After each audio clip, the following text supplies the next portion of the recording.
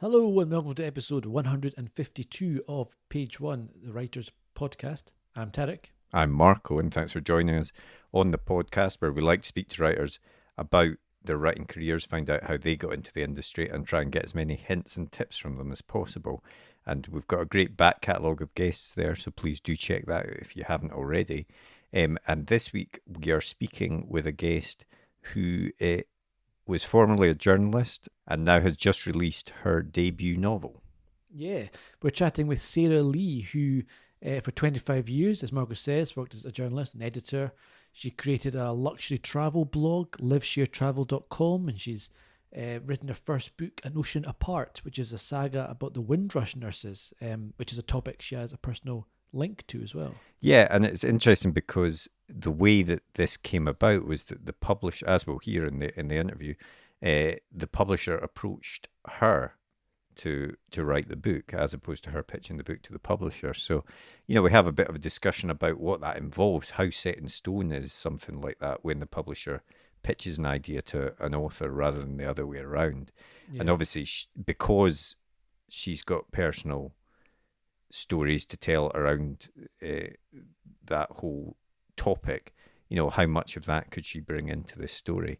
And we also discuss, is it better to talk about something like this, a historical thing, through the form of fiction rather than just a sort of dry article or academic paper or something like that? Do you catch people's attention more when it's written in the form of fiction? I think you must do it. It's certainly something we've talked about on the show before, and I think, personally speaking, I definitely am more engaged with a work of fiction or a book which purports to be fiction, I suppose, which is also showing you about the history and the truth of a topic or an age, etc. So yeah, it's a really interesting chat we have with her. She's a lot of fun, and she's had quite an interesting journey into the writing industry. So I think there's a lot of hints and tips there for everybody. Yeah, absolutely. So we'll get straight into it after a quick advert for our writer's notebook, and then we'll be back at the end of the podcast with a bit more chat and to let you know about next week's guest. But for now, on with the podcast. The blank page. To some, it's terrifying, an obstacle to overcome. But we prefer to think of it as an opportunity, a blank canvas to be filled with all of the adventures and characters in our head. So how to overcome that fear? Well, we all know the best advice for a writer is write. Seriously, get words on the page and more will follow. But what about later, when you start trying to pull those threads of what you've written together? What about the character you wrote about way back at the start? Who was she again? What was she carrying? And where did she leave the MacGuffin that she now really needs in the third act? Think about all those top thrillers you like to read, or that amazing drama you just watched. What did they all have in common? Structure and planning. As aspiring writers ourselves, we've tried many different methods to try and organise all the thoughts about the stories we want to tell. We've been there searching for a piece of scrap paper to note something down, or making a quick note on our phone in between meetings. Or sometimes we'll make a note in whatever notebook we're carrying, or a document on our laptop so we don't forget that great idea. Let's be honest, it can all be a bit messy and it's easy to lose track of everything. And that's when we realise it's not just the story that needs structure and planning, but the way we gather all of our thoughts about it as well. And so we made Page One. Page One is more than just another notebook. It's a place to put down all your ideas for your latest project, divided into easy-to-use sections that will help you plan your story, so that when that blank page comes calling, you're ready to answer. And then afterwards, once it's written, we realised you need to plan how to let people read it, so we included a section relating to submissions. Each one is designed for one project, whether you want to write a book, screenplay, a comic, or any other kind of story. We truly believe that when you use it, it will help you get to the main event, writing your story. So we hope this helps. We can't wait to read what you come up with. And remember, every story starts with page one.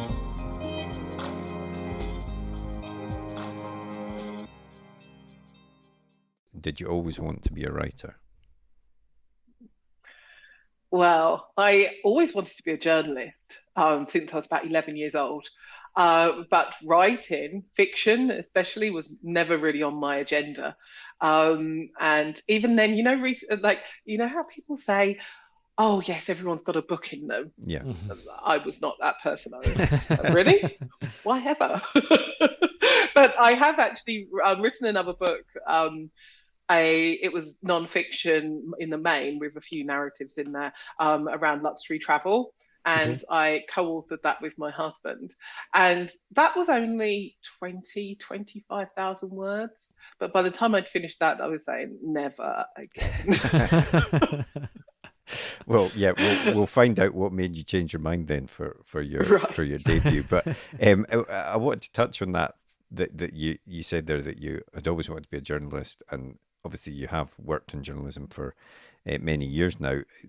How did you first get into that?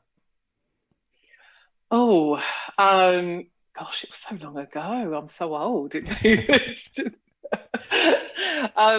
yeah, I guess I followed quite a traditional route, really. I did a journalism training course at Highbury College in Portsmouth, which was an NCTJ course. And then following that, I then went to I worked in London for a communications company, did some corporate comms for some trade unions and some other sort of public sector organisations as well. And that was quite fun. And, just the first sort of, initial kind of... Yeah, dip your toe in. Yeah, exactly. And then I did the very sort of traditional route, actually, then of leaving London altogether, which was where I'm originally from.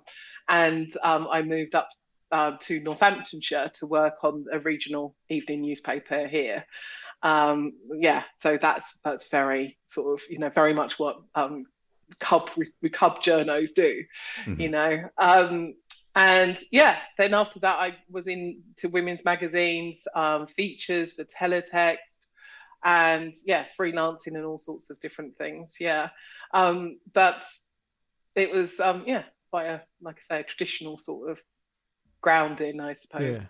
And all that, I mean, that must be a really good kind of, as you say, like a grounding for becoming a writer, because you're dealing with edits, you've got deadlines, you need to turn stuff in, all that kind of thing. That's a good repertoire to have in your arsenal, isn't it? It is, yeah. I realised just how much, actually, that was just how useful that was when I, started doing this, and actually how publishers do tend to actually want to work with journalists as well. That's kind of how I came to do this, because I was a journalist first. Yeah. And did I mean, Tarek's already sort of touched on this with his question there, but I suppose the discipline of writing so much, part of the thing that aspiring writers, I suppose, aspiring authors struggle with sometimes is the sort of the daily grind of writing, getting those words on the page and things like that. I presume, although you said that the writing of the book, and we'll get to that, was quite tricky, I presume that side of things was maybe a bit easier for you? Don't get the wrong impression that I didn't have my days, or was it even weeks, of procrastination. I did plenty of that. And I think that that's quite normal as well. But yes, once I got into the groove with it all, I was very much, I could get up, and I got to the stage where I was doing about 3,500 words a day. Right. Which I've actually never done before, ever. I think I listened to another of your podcasts, and I can't remember who it was now, but he was a guy who was writing 10,000 words a day or something. Is that Kasim Ali? I think it might have been Kasim. Yeah, that man's a machine. He's not anyone he doesn't even you told plan yourself it. He again. just I know, he just sits sits down and writes it. Yeah, it makes me sick, to be honest. Yeah. I'm just like, who is this person? He is very much an outlier in terms of exactly. Yeah, I can imagine. So you were writing these words. What was it that made you what made you want to write fiction? What made you want to branch out and write this extra stuff? It really wasn't in my plan at all. I was actually found, sort of, if for want of a better term, sort of headhunted for this. Okay. Pan Macmillan, my publishers, were looking for a Black journalist who could write this story. That's the theme of which they had in mind already. About women who come here from the Caribbean and train as nurses. During the Windrush generation, and so they were looking for someone. And yeah, then a friend of mine who I did my journalism training with actually at Highbury, and then later she's become a novelist herself. She suggested it to me, and or me to them. Yeah, probably that way round actually. Yeah. It's an interesting the sort of genesis of the book then there, because normally obviously someone writes and then sends it out to the publishers, but it's the reverse there. Yeah. And like when they came to you, what were they saying to you? Like how much of it was fixed in stone? Was it just that the sort of nub of the idea and the rest of it was left to you, or did you have discussions about the story? How did that work?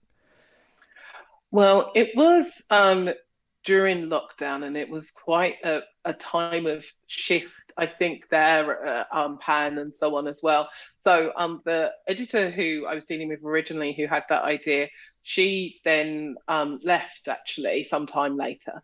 And so the idea, though it would have been, with the way that this was structured or initially, it should have been us coming together to discuss the idea and develop it together, but then it would be probably more of a sort of traditional commission, actually. If I look at it from a journalistic perspective, that's how it would have been structured. What ended up happening was I sat down and I was chatting to my agent, who said, oh, actually, you should probably crack on with writing this now, if we're going to hit any kind of deadline, and get it out for next autumn. And so I did. I made a start, by developing the characters and the synopsis and so on first. By which point, I'd actually taken it on quite a stage, and it really did become my my baby. All of my ideas there. Well, the book is called An Ocean Apart. So why don't you tell us what the story's about, and what the premise of the actual book is, and we can chat about it. Yes. Well, it's about three sisters, Connie and Ruby. Sorry, three girls. The book is about three girls, Connie and Ruby Haynes, who are sisters, and Billy Benjamin, who is she's from Jamaica. The sisters are coming over here from Barbados, and it's really about them coming to Britain to train as nurses within as part of the Windrush generation, and about the challenges that they experience, but also the hopes and the friendships and loves that they have whilst they're here as well. And obviously, as far as I understand it, it was quite a personal book to you, because your own mother had experienced that. She'd come from Barbados to work in the NHS, and you grew up around other people that had done the same. Had you ever thought of telling that story in a journalistic sense, in a non-fiction way? And if so, was it difficult to turn it into fiction? It's really interesting that you asked me that, because it's only in the past few months that it occurred to me really that I hadn't ever really thought about her story or that of other Windrush generation people, because to me it was just very normal. It was just what my mum had done, and so many people like her, and I feel almost a level of guilt that I hadn't considered the impact that they had, and the contribution that they made to Britain, and how valuable that was. So this has actually been quite a gift for me, to be able to sit and chat to my mum and chat to other women like her, and find out from them about their experiences, and then to be able to share that with the world. and make sure, you know, you really get that, communicate about what they did, and what they contributed. I think it's just been fantastic. Yeah. And you think, you know, obviously the book's got an important message, and the whole Windrush saga is an important moment in history that needs to be taught and learned from, etc. And you think that people often absorb or learn from these important historical moments if it's put through fiction, or, you know, is it easier to get a message across if it's a fictional story as opposed to like a documentary or like a journalistic article? Yeah, that's another thing, really. I think from doing this, I've realised that that is quite often the case, actually. That not many people will pick up a history book, Yeah. and unfortunately, not many people are reading newspapers. You know, not in the numbers that they used to anyway, or even certainly, you know, news magazines and things like that. It's still not happening. So this really does give an opportunity for people to discover the history in an accessible form. Yeah. So yeah, I also tried within it to, perhaps I'm aware it's perhaps not the most literary book, but it is an accessible form of fiction. And that, I think, is important too, because maybe that actually is harking back to my training as a journalist as well, where you, I don't know if you're aware, but as a journalist, you're often taught in news to write for an 11-year-old. Right. Okay. Because, you know, you want to aim for that lowest common denominator almost. Yeah. And so it's just not that this is pitched at that level by any means, but it's just writing for that deep to allow as many people as possible to understand it. I mean, it makes sense because you know, you're almost trying to sneak learning in through the back door, aren't you? But, you know, here's you read a story, and at the same time you get a good tale, but you also learn some stuff about real life history, and I think it's a really nice way to teach people without them realizing it. You know, I guess. Yeah. It is. I've never really thought about it like that. I guess so. I like to do most of my learning via stealth. Yeah. If I know I'm learning, I'm like, no, I'm done. I'm turning off. Yeah, exactly. Immediately get Education by stealth.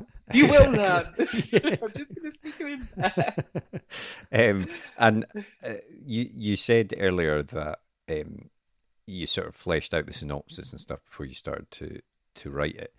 Are you? I appreciate this is your first fiction book, but are you someone that does need to sit down and plan as opposed to just sort of have a vague idea, like the Kazim Alis of this world, if we say, and just start writing without knowing where it's going to go? Oh no, I couldn't live my life like him. He's brilliant. He sounded absolutely fantastic. I was so impressed. But no, I'm not one of life's planners in general. So I did have an outline, and I knew the start, middle, and end, for example. And then I also planned some level of chapter structure as well, but not in a lot of detail. Yeah. And I do think that might have given me a few headaches at times, especially sort of in the middle or later stages of it. But it also allows for flexibility as well. Yeah. You know, you're not sort of feeling chained to doing things as you've listed them. I always think there's a bit of a balance. If you want to go with the plan route, you don't want it to be absolutely rigid that you can't divert from it, because as you write, things will happen and you'll want to divert, or you'll find yourself taking a different path, maybe slightly. But at the same time, you know, writing without any sort of plan, certainly for some writers, myself included, can be quite a scary scary prospect, I think. It's a thought of all those words that you've written which you now have to chuck because you've written yourself into a corner. Exactly. You want to set something up differently. I think it's just a waste of time. So that definitely scares me. That definitely. But then I think that's also where, to a degree, where some of your journalism training and experience comes into it, Okay. because I was quite cautious about overwriting. Okay. Because I know as an editor, it's a nightmare trying to cut. You know, like, yes, you can cut things, and it's easier if it's someone else's work. It's much easier to cut that. But to go over your own work and try to revisit and revise it is tough. So I tried to write as concisely as possible from the beginning. Okay. I did go over by, well, depends on your outlook. It should have, well, yeah, probably about 16,000 words over. But then I managed to rein some of that in, and then they went with some of it, so it was fine. And in terms of that process, then you've got your plan, so you kind of know where you're going at least, and you know the major beats. What does that lead to? Did that lead to quite a clean first draft? You know, how many revisions of it were you doing before you had something that you were thinking this is nearly there? I just wrote it, and every chapter I'd go back and read it, edit it, make sure it was as sharp as possible, have my husband read it, and also I have a friend who used to be an editor at Penguin. Okay. So she was with me each step of the way as well, and reading it all and offering suggestions along the way. But other than that, once I'd written it, I sent it off. I didn't go back and revise umpteen chapters or you know, or in very much detail. I just sent it off to my editor, and I was actually taken aback. Now I don't know if it's because it was a good taken aback in a good way. But I'm not sure if it's because in journalism you expect a very fine-tooth comb to be run through everything on edits, or if it's because I had actually just done a really decent first draft. But you know, for the structural edit, there were some changes for sure. There were some bits of a story that I had to bring forward, and some characters that needed slight tweaks in their personality and the way they behaved and so on to but actually it wasn't that bad. Nice. That was the nice surprise, that the structural edits weren't wild. And I suppose being an editor, being in the journalism world for as long as you have, you must have got used to getting notes back, and you know, having a bit of a thick skin and not taking things too kind of personally. If you're like, oh, it's not, you know, because I think often you get notes back and you think, oh, well, they've just not got it, or it feels like a personal attack almost. But I take it you're pretty used to, as you say, going stuff through with a fine tooth comb. Absolutely. You know, I mentioned that newspaper that I worked on. It was my second job. That's where it gets knocked out of you. If you had any kind of ideas that you were a great writer, no. And so the beauty of it though is that I think most journalists aren't precious about their work. Yeah. They recognize that there's always a different perspective or room for improvement or something like that. Yeah.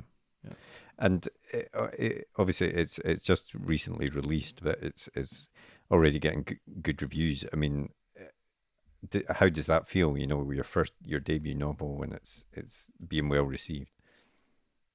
Oh, it's absolutely fantastic. I couldn't be prouder, really, of what I've done. I'm it's just lovely, really lovely, and actually a really. I felt very green for the whole of this process. Every time something comes up, I email my agent or my publisher, and I'm like, well, you know, I know nothing about this. So how does this work? Or what should I be doing? Or what comes next? And that kind of thing. So I felt really green through the whole thing. And then, but every now and again, there's an unexpected joy that comes from having published a book. And there's been lots and lots of them in the past 6 weeks or so, since it's a bit longer than that, since the hardback came out. Yeah. So fantastic. I would do anything like this again just for this period. I'll take the glory. But I suppose in a way as well, although you've done this writing for so long, you know, as a journalist, although maybe in the days of the internet this has changed, but it isn't something you would normally get feedback on very often, is it? As journalistic writing, as I say, perhaps with comments below the line on the internet and stuff, it's changed. But this is the first time you're really getting feedback in that sense from people. Yes, absolutely. I have a luxury travel blog as well that I run. It's called LiveShareTravel, and yes, we have comments, but the comments are about the place or the experience in the main. They're not about your writing. So actually, it did take me a little while to get used to reviews. And, you know, they are a bit of a double-edged sword, yes, as I realised quite early on. But yeah, predominantly, they've been very favourable. So yeah, it's been great, but yeah, it's just interesting as well. Like you say, I'm not used to scrutiny from the public, if you like. You know, there are of course Amazon reviews and all sorts of things nowadays. Yeah, and I'm just like, oh, this is different. Was it? You know, you said that being a journalist, you're used to, you know, you get your kind of thick skin early on, etc. And but was there part of you that was, you know, obviously you put yourself out there and you put your book out there, and as you see, you get these kind of reviews, and you have to, and it's more of it's more of an impact than you maybe were used to. But with the fact that the story was such a personal one to you as well, did that make it? Was there more nerves from your point of view that it would be received well than if it was just like a story you'd made up from, you know, from scratch? Was that personal element more of an impact?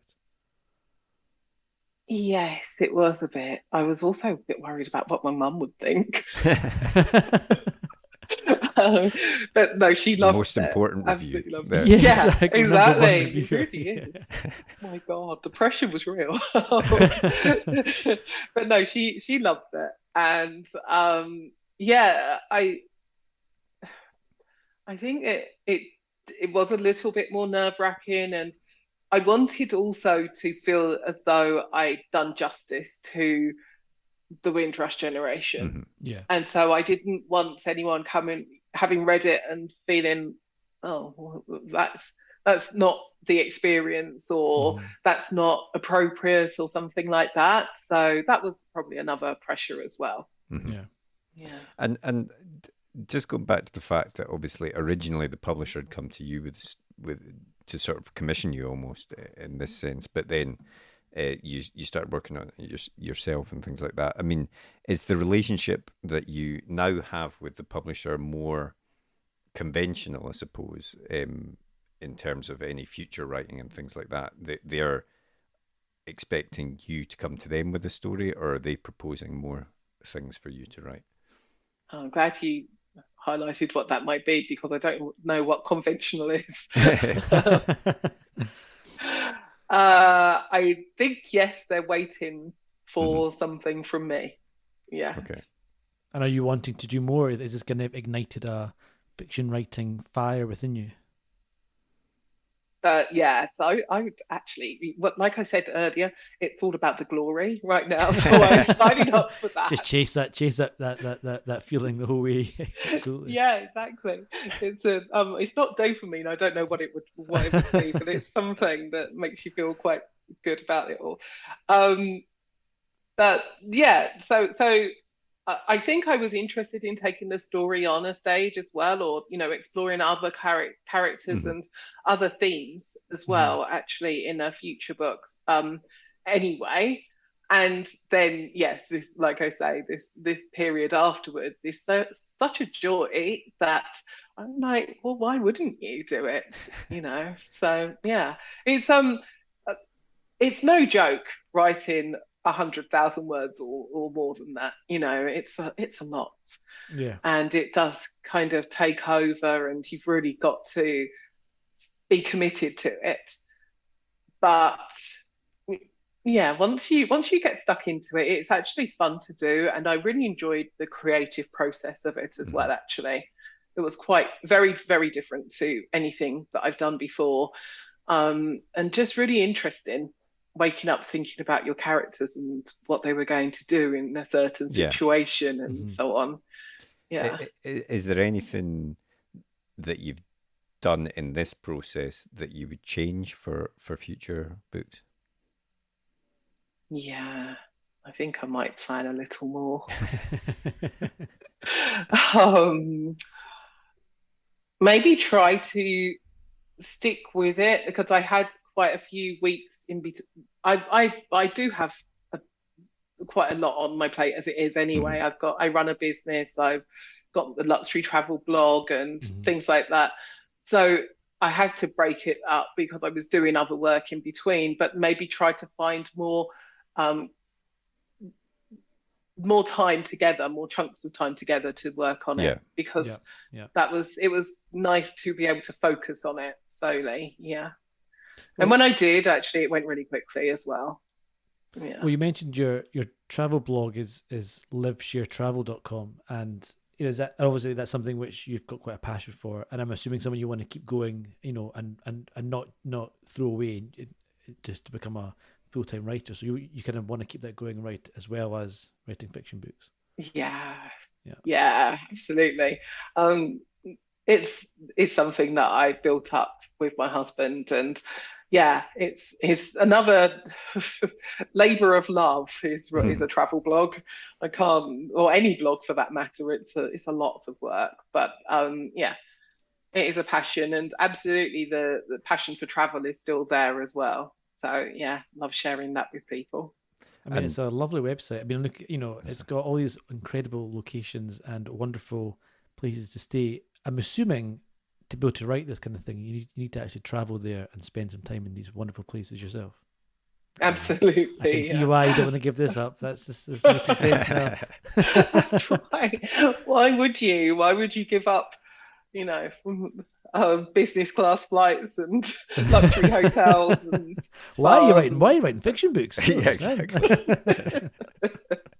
So actually, I tell you why. It was because it was lockdown and. Oh, of course. Yeah. I mean, it just so happened that the project came up at that time, but equally, it was a perfect time for me because I wouldn't really have had enough focus before to be able to think, how am I going to take on a brand new project and enter a new arena like this? I think it would have been quite overwhelming otherwise. One thing I meant to ask you, because you did mention your agent before, did you have a literary agent already when the publisher approached you? And if not, how did you find your agent? I didn't know. I really, my publishers suggested I may want an agent and suggested I'm with Blake Friedman, and they suggested them. Because I've worked with them quite closely. And then the friend who had recommended me for this, she's also with the same agent. So it just seemed a natural fit. Yeah. Yes. And I imagine it's very easy to get an agent if you've got a big publisher saying, could you write this book? Yeah. Guaranteed book coming. I think so. Yeah, I think so. I'm so fortunate in as much as I don't know the struggle of getting an agent. But I can imagine it would be tough. Yes. I suppose the flip side is that, you may have got the agent quite easily, but then you've also had years and years of working as a writer to build up a portfolio of work, etc. And, I think it's often quite easy to think, oh, you see someone's overnight success or big moment and you don't look at the years of work that went in behind the scenes type thing. So I think it's, you've maybe got one thing easy, but you've got another thing very, very hard, and you've worked very hard at it, I think. Well, that's a good point, and thank you, Tarek, for that as well. It's sometimes, I think, even you do forget that yourself. But yeah, you're absolutely right. It's not just been a meteoric rise to fame totally. Or anything. No, it's been a lot of slog along the way. Yeah. And so Ocean Apart is out and getting these great reviews. Have you started thinking about book 2 yet? I have, yes. I've come up with a synopsis. Nice. I'm just waiting to hear. I don't know. We'll see if they like it. If they don't, then there'll be nothing to say. So is that already, you've sent that via your agent to them and they're I thinking about have, it just yes. now? Nice. Excellent. Oh, well, Yeah. fingers crossed you hear something good back. Yes, let's see. Hopefully See what they think to it all. The reviews for Ocean Apart will play a part in Oh, their yeah, I would have decision thought as so. well, I would have thought. Hopefully some sales as well. If everyone can Yeah. get out there and buy it. Buy. Absolutely. Yeah, we'll put a link in the podcast description so people can do just that. Thank you.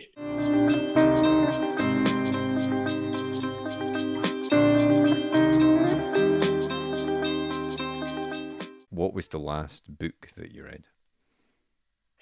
I'm currently reading In Every Mirror She's Black by Lola Akinmade-Åkerström, which, well, I'm reading it partly because she's actually a friend of mine, another travel blogger. Right. But it also has incredible reviews and has been so well received. So I'm really, excited to get stuck into it properly.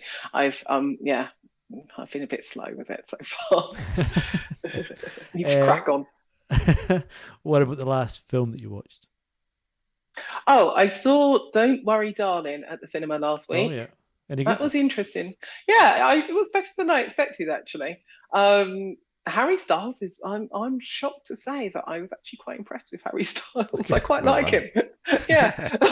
I've been enjoying the Spitgate more than the movie. I've not actually watched the movie, but the Spitgate stuff with him and Chris Pine was very entertaining. Spitgate? What's Yeah, you don't see the that? bit where there was a whole video of him walking past Chris Pine and apparently spitting on his lap, and Chris Pine looks down and seems to track the spit towards his lap. Although and you then can't see anything. you can't see any spit, obviously, but then of course he was just. I don't think he actually spat in his lap at all. But it was Yeah, for a there seemed moment, to for be a a lot day, of the internet seemed to yeah. it seemed to be very clear. Controversy about the film, but it did look quite interesting to me. So I'm glad to hear it. It's quite worth kind watching. of Yeah. dystopian. It's quite interesting. Nice. And what about the last TV show that you watched or are watching? What's I watched yesterday? Oh, I started The Empress late last night on Netflix, which is all about one of the Habsburgs in Austria. This is I travel a lot to Austria and have some friends in. Someone recommended it to me. But other than that, I am also hooked on House of the Dragon at the minute as well. Oh, I've still to start that. I'm a couple of episodes behind, but I have been enjoying it. Yeah, in the problem is sadistic Game of Thrones type enjoyment.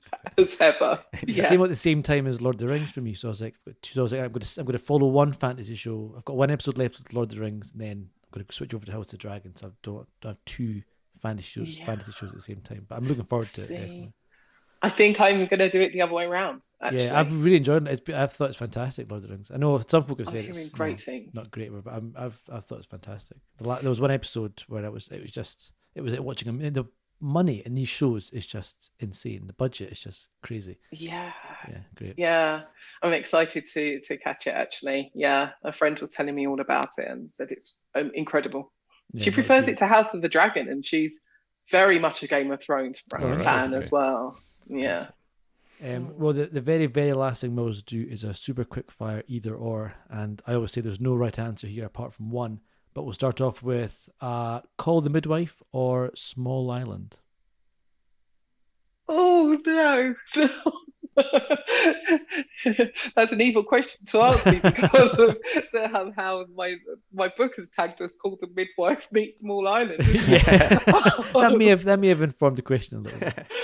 I actually have to say Small Island because I've actually only ever watched 1 or 2 episodes of Call the Midwife a long time ago. That's fair enough. Okay. That's fair enough. TV or cinema? Oh, cinema. I don't know. Good choice. Yeah. Night owl or early bird? Night owl for my sins. Music or no music when you're writing? Music. I thought you meant in general, but I'm very into music. But also, even when I was writing, I focus music was my thing. really helped a lot. Yeah. Nice. And the last one, real book or ebook? Real book's nice. I thought I've got a travel person here. She's always going on planes. I was like, surely an ebook reader if ever I found one. But no. I mean, I've got a Kindle as well, and I'm actually happy with either. But you made me choose. It's a binary thing. Yeah, I know. It's my own fault. It's my fault.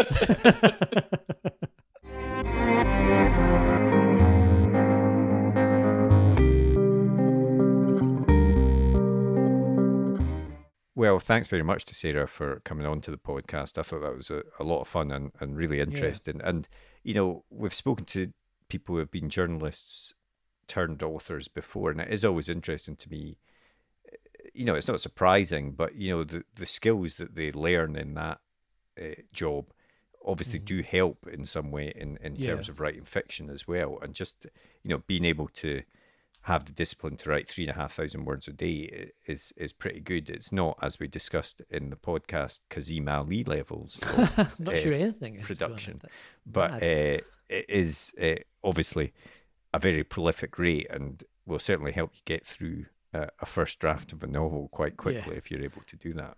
And that's it. I think the journalist skills that people take from that, and who we've chatted in the past, who've become novel writers, it's that kind of treating it like a job, isn't it? It's like a 9-to-5 job, and you sit down and it's about getting the words on the page and not worrying too much about the quality of them necessarily. That's for redrafting and stuff. And everyone's got their own method and their own way, etc. But there's something to be said about just getting words down and worrying about the quality of them later, rather than agonizing over that kind of empty page. Yeah, I think you can definitely get stuck. Down. I mean, obviously different things work for different people, but also what she was saying there about, not overwriting and stuff, that's something that you will learn if you're in a job where you are, submitting copy every day or something like that. Continually getting feedback on your writing every day. Yeah, absolutely.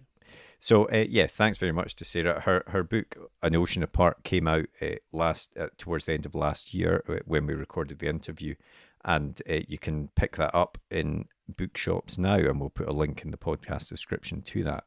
But next week we've got another great guest. Yeah, next week we're chatting with Aisha Malik, who has had a really interesting route into the industry. Much like Sarah Lee, she started in the publishing side of things with Penguin Random House.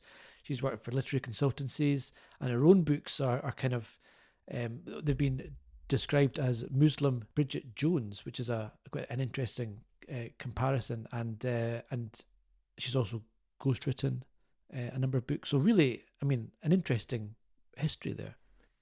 Yeah, a lot of different experiences that she's brought to her own writing there. And another guest who was really good fun to speak to. She also often appears on the Red Hot Chili Writers podcast, which is hosted by Vaseem Khan and Abir Mukherjee, who are past guests on the podcast.